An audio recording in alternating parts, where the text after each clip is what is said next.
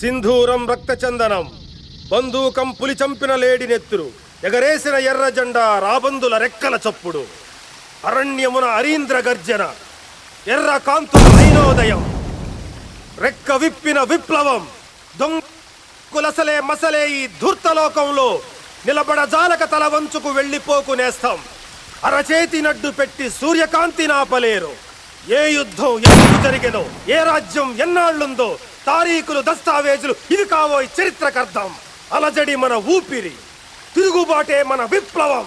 విప్లవం విప్లవం ఆపేద్దామన్నా,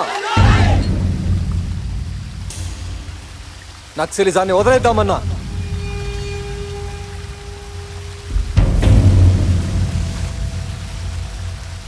ఇలాంటి వాళ్ళని వదలకూడదన్నా, చంపేద్దాం. బ్రదర్,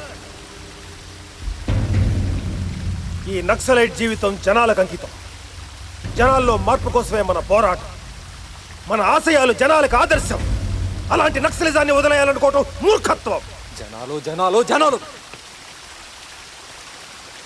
ఇంకొకసారి జనాల గురించి మాట్లాడొద్దన్నా.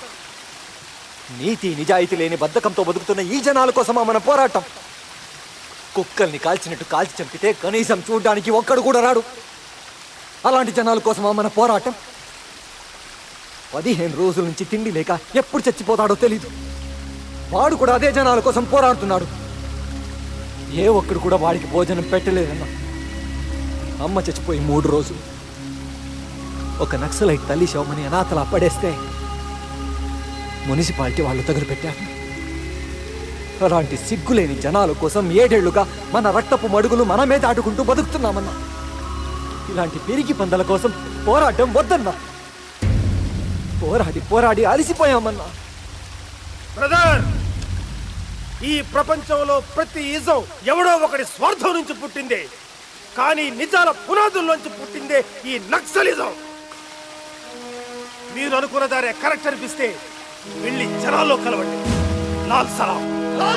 విప్లవం.